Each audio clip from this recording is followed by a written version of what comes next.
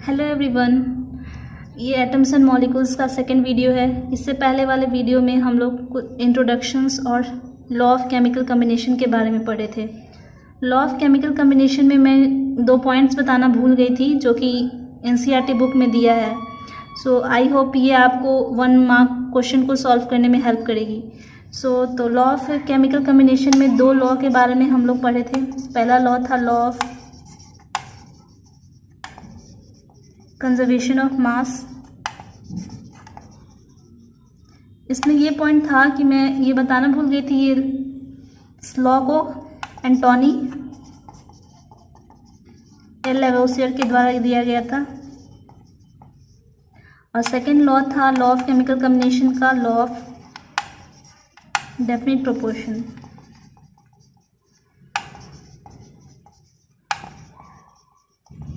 इसको प्रॉस्ट द्वारा दिया गया था। सो आप इसको भी नोट कर लीजिएगा, ये आपको 1 मार्क क्वेश्चन को सॉल्व करने में हेल्प करेगी। इस वीडियो में हम लोग Dalton's atomic theory of structure and molecular formula के बारे में पढ़ेंगे। डाल्टन्स एटॉमिक थ्योरी देने के पीछे रीज़न ये था कि जो लॉ ऑफ केमिकल कम्बिनेशन था उसको तो समझना बहुत ईजी था, लेकिन उसको केमिकल रिएक्शन में यूज़ करना बहुत डिफ़िकल्ट था। इसलिए एक British chemist sir John Dalton ने कुछ पोस्टुलेट दिए जो कि केमिकल रिएक्शंस को फुल कैरी आउट करने में हेल्प कर रहा था। द पहला पोस्टुलेट था, according to sir John Dalton all matters whether an element a compound और a mixture is composed of a small particles called atom. हम सभी जानते हैं कि हमारे अगल बगल जितनी भी चीज़ें सब मैटर से मिलकर बनी है, और मैटर एक छोटी सी पार्टिकल्स एटम से मिलकर बना है। तो सर जॉन डाल्टन ने अपने पहले पोस्टुलेट में ये बोला कि मैटर की कोई भी चीज़, चाहे वो एलिमेंट हो, कंपाउंड हो और मिक्सचर हो, एक छोटी पार्टिकल से मिलकर बना है जिसको हम लोग एटम बोलते हैं। सेकेंड पोस्टुलेट था, atoms are individual particles which can neither be created nor be destroyed in a chemical reaction. Atoms जो है वो एक इंडिविजुअल पार्टिकल है जिसको ना ही क्रिएट किया जा सकता है, ना ही डिस्ट्रॉय किया जा सकता है किसी भी केमिकल रिएक्शन में। हमारे एनसीईआरटी की बुक में क्वेश्चन भी दिया हुआ है कि डाल्टन्स का कौन सा पोस्टुलेट है जो कि law of conservation of mass को रिप्रेजेंट करता है। It was second postulate of sir John Dalton, जो कि सेकेंड पोस्टुलेट को लॉ ऑफ केमिकल कम्बिनेशन के सेकेंड पोस्टुलेट को रिप्रेजेंट करता है। थर्ड पोस्टुलेट था, atoms of a given element are identical in size, mass and other properties. Same element के atom जो है वो साइज, मास और अदर प्रॉपर्टीज यहाँ केमिकल प्रॉपर्टीज है, फिजिकल प्रॉपर्टीज कभी मत समझिएगा। गिवन एलिमेंट के मीन्स किसी खास एलिमेंट के, अगर हम लोग एलिमेंट ए मानते हैं तो किसी एलिमेंट ए के जो जितने भी एटम्स हैं वो सब सेम साइज के होंगे, सेम मास के होंगे और सेम केमिकल प्रॉपर्टीज से होंगे। जाहिर सी बात है, एक एटम है, एक एलिमेंट है तो उसके बहुत सारे एटम होंगे, और सारे एटम्स चूँकि सेम एलिमेंट के हैं तो सेम मास सेम साइज होगा। अनदर पोस्टुलेट है, atoms of different element have different mass and chemical properties. Different element के डिफरेंट मास और डिफरेंट केमिकल प्रॉपर्टीज होंगे, ऑफ कोर्स होंगे। Element a different atoms different composition से मिलकर बना होगा, एलिमेंट बी का डिफरेंट कंपोजिशन होगा। एलिमेंट ए एलिमेंट बी के एटम्स का सेम साइज, सेम मास और सेम केमिकल प्रॉपर्टीज़ होना, ये तो इम्पॉसिबल है। Another postulate, atoms combine in a ratio of small whole number to form compound. Atoms जो है वो हमेशा एक स्मॉल होल नंबर के फॉर्म में कंबाइन होंगे। अगर एग्जाम्पल से हम लोग समझें तो वाटर जो है वो हमेशा एक स्मॉल होल नंबर के फॉर्म में कंबाइन होता है 1:8 के रेशियो में। जैसे हाइड्रोजन और ऑक्सीजन 1:8 के रेशियो में कंबाइन होते हैं वाटर बनाने के लिए। 1:8 एक स्मॉल होल नंबर है, 1 भी होल नंबर, 8 भी होल नंबर है। होल नंबर के फॉर्म में कंबाइन होंगे। अमोनिया बनाने के लिए 1:14 के रेशियो में कंबाइन होते हैं। कार्बन डाइऑक्साइड बनाने के लिए 3:8 के रेशियो में कंबाइन होते हैं। ये सारी चीज़ें जो हैं वो सब एक स्मॉल होल नंबर, जितनी भी रेशियो है सब होल नंबर है, और एक होल नंबर के फॉर्म में ही हमेशा कंबाइन होंगे कंपाउंड बनाने के लिए। नेक्स्ट पोस्टुलेट है the relative kind and kind of atom are constant in a given compound. किसी भी खास कंपाउंड में, दिए हुए कंपाउंड में जो काइंड ऑफ एटम है वो हमेशा कांस्टेंट रहेंगे। ऑफ कोर्स होंगे। अगर वाटर बनाना है तो वाटर में हमेशा हाइड्रोजन ऑक्सीजन की ज़रूरत पड़ेगा, मतलब द काइंड ऑफ एटम हमेशा सेम रहेंगे। अगर अमोनिया बनाना है तो हमेशा नाइट्रोजन और हाइड्रोजन की ही ज़रूरत पड़ेगा, मतलब उसमें भी काइंड ऑफ एटम सेम रहेंगे। So relative kind and kind of atom is constant in a given compound. Another is the atoms is smallest unit that take part in a chemical reaction. ये तो atom का definition ही है कि atom वो सबसे छोटी सी unit है matter का जो कि केमिकल रिएक्शन में पार्टिसिपेट करता है। अनदर पोस्टुलेट है और the very last postulate, atoms are very small. Atoms जो है वो बहुत छोटा है, ऑफ कोर्स छोटा है, हम लोग अपने नेक्ट आई से तो देख नहीं सकते उसको। और एटम्स, इसलिए एटम्स को हम लोग नैनोमीटर में मेज़र करते हैं। नैनोमीटर एक बहुत छोटी सी यूनिट है जिसका स्केल भी है 1 metre is equal to 10⁹ nanometre. ये मैथमेटिकल इक्वेशन है जिसको आप याद रखिएगा, आपको न्यूमेरिकल सॉल्व करने में हेल्प करेगा। अगेन एनसीईआरटी में क्वेश्चन है कि हम लोग एटम्स को नेक्ट आई से क्यों नहीं देख सकते, तो उसका यही आंसर होगा, एटम बहुत छोटा है जिसको हम लोग नैनोमीटर में मेज़र करते हैं। ये था डाल्टन्स एटॉमिक थ्योरी के कुछ पोस्टुलेट। ये आपको याद रखना पड़ेगा, ये आपको क्वेश्चन में डायरेक्ट पूछा जाएगा कि what are the postulates of Dalton atomic theory. So जो मैं पोस्टुलेट दी हूँ वही पोस्टुलेट को आपको आंसर में लिखना पड़ेगा। Our next topic is symbol and molecular formula. तो सिंबल क्या होता है?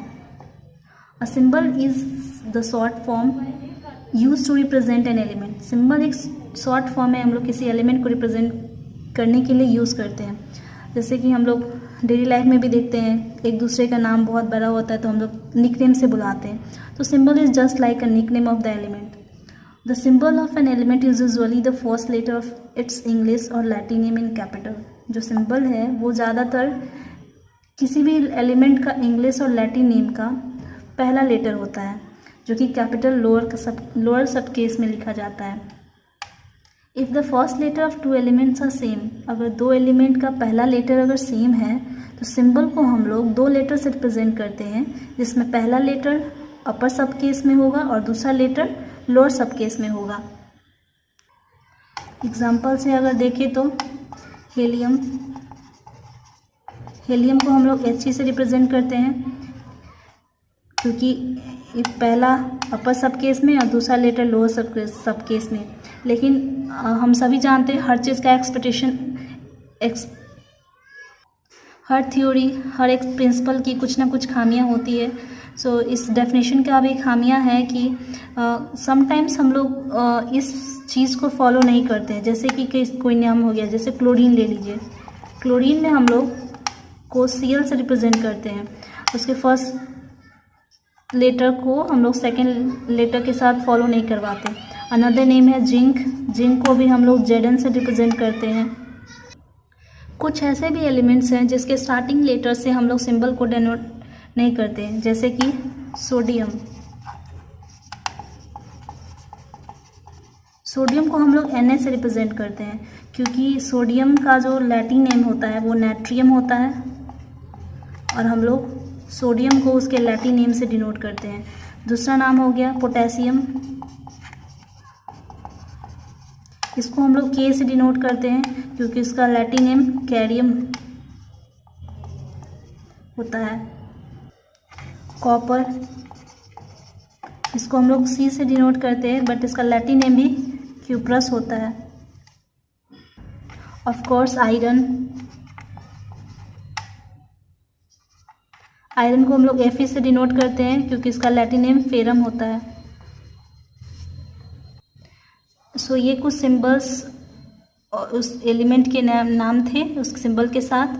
आपको सिंबल आपको एटॉमिक टेबल से मिल जाएगा, वहाँ से आपको सिंबल को याद करना पड़ेगा। सारे सिंबल सारे एलिमेंट के साथ उसका सिंबल को लिखवा पाना बहुत मुश्किल है। आप चाहे तो इसके लिए बुक से कांटेक्ट कर सकते हैं, नहीं तो एटॉमिक टेबल में आपको बहुत अच्छे से मिल जाएगा, आप चाहे तो याद कर सकते हैं। Next is significance of symbol. Every element has a unique symbol. Her element का यूनिक सिंबल होता है, ऑफ कोर्स होता है। हर इंसान का अलग अलग नाम होता है। सरकार ने भी हर इंसान का अलग अलग आधार कार्ड, यूनिक आधार कार्ड कर दिया है, जिससे आप हर इंसान को एक अलग आधार कार्ड से पहचान सकें। वैसे ही सिमिलरली हर एलिमेंट्स का एक यूनिक सिंबल होता है। 2 elements can not have same symbol. 2 elements का सेम सिंबल नहीं हो सकता। Each symbol represent 1 atom. जितने सारे सिंबल जो हैं, एक सिंबल एक एटम को रिप्रेजेंट करता है और उसके नाम को। It also represent the definite mass of element. ये मास को, उस एलिमेंट के मास को भी रिप्रेजेंट करता है, जो कि एटॉमिक मास के बराबर होता है। सो अब आप लोग पूछेंगे एटॉमिक मास क्या होता है। एक अनदर पॉइंट है जो कि यूज हुआ है। एटॉमिक मास को हम लोग simply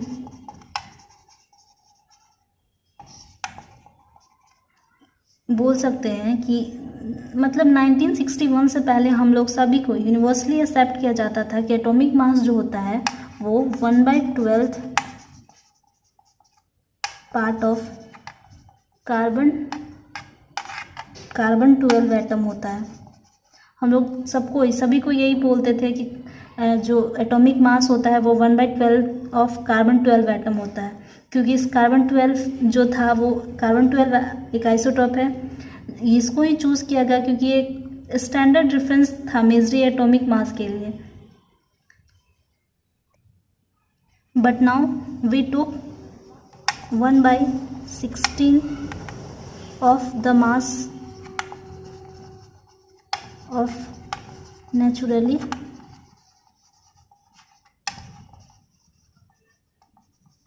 occurring oxygen atom as unit.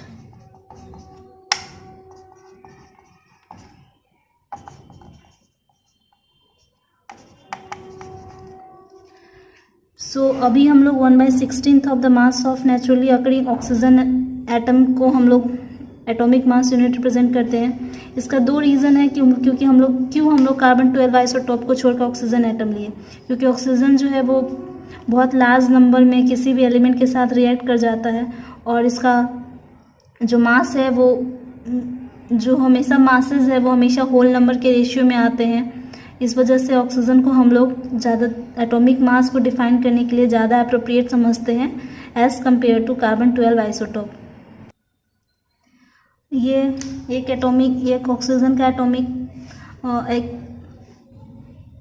Table से रिप्रेजेंटेशन लिया गया है ऑक्सीजन का, और ये जो यहाँ पे अपर सब केस में डिनोट करता है वो एटॉमिक नंबर को डिनोट करता है, और लोअर सब केस में जो डिनोट करता है वो एटॉमिक मास को डिनोट करता है।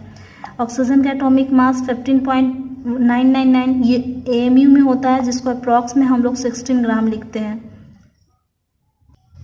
इसी तरीके से आपको सारे एलिमेंट्स का एटॉमिक मास और उसके एटॉमिक नंबर आपको एटॉमिक टेबल में मिल जाएंगे, आप वहाँ से जाकर याद कर सकते हैं। सबका लिखवा पाना तो इम्पॉसिबल है, मैं फिर भी ट्राई करती हूँ कि कुछ एलिमेंट्स का मैं आपको बता दूँ। फर्स्ट जैसे हाइड्रोजन,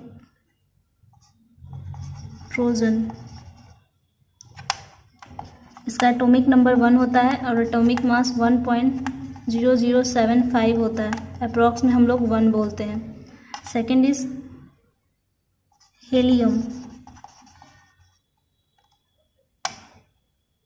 इसका एटॉमिक नंबर 2 होता है और एटॉमिक मास 4.0026 होता है, जिसको अप्रॉक्स में हम लोग 4 बोलते हैं। लिथियम का atomic number 2, atomic mass 6। Beryllium का atomic number 4, atomic mass 9। Boron का atomic number 5, atomic mass 10। Carbon का 6, एटॉमिक मास 12। नाइट्रोजन का 7, एटॉमिक मास 14। ऑक्सीजन का atomic number 8, atomic mass 16। Fluorine का atomic number 9, atomic mass 19। Neon का atomic number 10, atomic mass 20। इस तरीके से आपको अप्रॉक्स 30 तक आपको सारे एलिमेंट्स, उसके एटॉमिक नंबर, एटॉमिक मास याद करना पड़ेगा, जो कि एटॉमिक टेबल में मिल जाएगा, आप इजीली वहाँ से जाकर याद कर सकते हैं। Next is molecular formula. The symbolic representation of molecules is called a molecular formula. किसी भी मॉलिक्यूल्स को हम लोग सिंबल के थ्रू रिप्रेजेंट कर दे तो उसको हम लोग मॉलिक्यूलर फार्मूला बोलते हैं। इसको हम लोग केमिकल फार्मूला भी बोलते हैं, क्योंकि ये मॉलिक्यूल्स को रिप्रेजेंट करता है। The molecular mass of a compound can be calculated from molecular formula. Molecular formula के थ्रू हम लोग मॉलिकुलर मास को भी कैलकुलेट कर सकते हैं। एग्जाम्पल से समझे तो वाटर का मॉलिकुलर फार्मूला H2O है। इसका अगर हम लोग मॉलिकुलर मास निकालना चाहे तो 2 unit of hydrogen plus 1 unit of oxygen इसमें है, 2 इंटू हाइड्रोजन का एटॉमिक मास 1 होता है प्लस 1 यूनिट इंटू ऑक्सीजन का एटॉमिक मास 16 होता है। सो अगर हम लोग कैलकुलेट करें तो हम लोग 18, वाटर का एटॉमिक मास 18 होता है। सिमिलरली और एग्जांपल्स हम लोग ले सकते हैं, जैसे क्लोरीन में 2 यूनिट ऑफ क्लोरीन होता है, जिसको आप लोग को चमक रहा होगा यहाँ पे, 2 क्लोरीन के लिए ले सकते हैं, 2 यूनिट ऑफ क्लोरीन होता है इसमें, जिस रिप्रेजेंट इसका मॉलिकुलर मास निकालने के लिए 2 इंटू क्लोरीन का एटॉमिक मास 35.5 होता है। सो हम लोग कैलकुलेट करके निकाल सकते हैं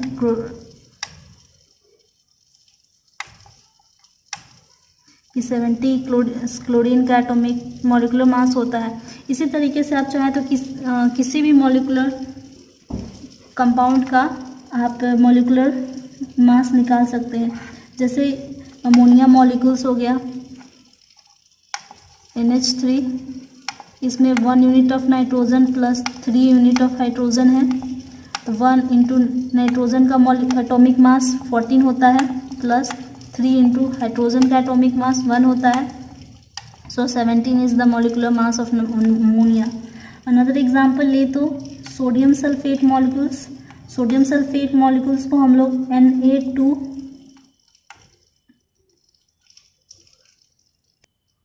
Na2SO4 से डिनोट करते हैं, जिसमें 2 unit of sodium plus 1 unit of sulphur plus 4 unit of oxygen होता है। सो 2 इंटू सोडियम का एटॉमिक मास 23 होता है प्लस 1 इंटू सल्फर का एटॉमिक मास 32 होता है प्लस 4 इंटू ऑक्सीजन का एटॉमिक मास 16 होता है। सो इनको सॉल्व करके हम लोग सोडियम सल्फेट मॉलिक्यूल्स का मॉलिकुलर मास कैलकुलेट कर सकते हैं। इस तरीके से किसी भी मॉलिक्यूल्स का आप चाहें तो मॉलिकुलर मास कैलकुलेट कर सकते हैं, लेकिन इसके लिए आपको सारे एलिमेंट्स का एटॉमिक मास याद करना बहुत कंपलसरी है। तो आप एटॉमिक टेबल से सारे एलिमेंट्स का एटॉमिक मास याद कर लीजिए। Next topic is significance of molecular formula. The molecular formula of an element may contain 1 और मोर atoms of the same time. किसी भी एलिमेंट का मॉलिकुलर फार्मूला या तो सेम एटम्स कंटेन कर सकता है या फिर अनदर डिफरेंट एटम को।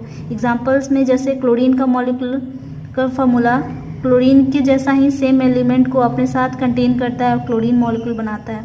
सिमिलरली ऑक्सीजन के बारे में भी हम लोग बोल सकते हैं, ऑक्सीजन भी अपने साथ सेम एलिमेंट्स को कंटेन करता है, ऑक्सीजन के एक एटम को, और ऑक्सीजन मॉलिक्यूल बनाता है। और may represent 1 molecules of a compound, और किसी कंपाउंड के मॉलिक्यूल्स को भी रिप्रेजेंट कर सकता है।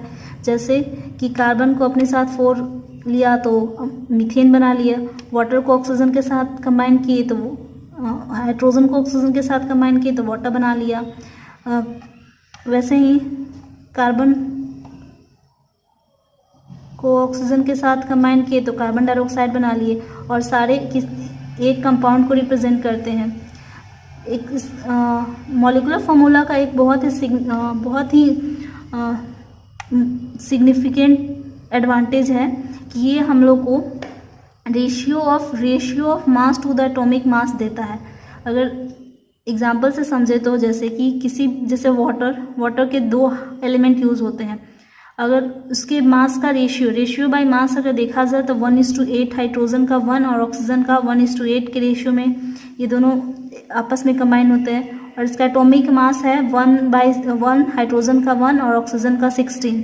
अगर दोनों के रेशियो निकाला, अगर ratio by mass by atomic mass निकाले तो 1/1/8/16 दैट इज हाइड्रोजन का 1 और ऑक्सीजन का 1/2। सिंपलेस्ट रेशियो देखा जाए तो 2:1। मतलब सिंपली देखा जाए तो हमें एंड मॉलिकुलर फॉर्मूला के सिग्निफिकेंस से एक रेशियो मिलता है, मतलब किसी भी ऑक्सीजन के एटम, मतलब किसी भी कंपाउंड के जो एलिमेंट्स हैं उसका रेशियो मिलता है। ये था अभी तक का सारा लेक्चर, जिसमें आप अगर समरी हम लोग की बात करें तो अब इस लेक्चर में हम लोग डाल्टन्स एटॉमिक थ्योरी के बारे में पढ़े और दूसरे में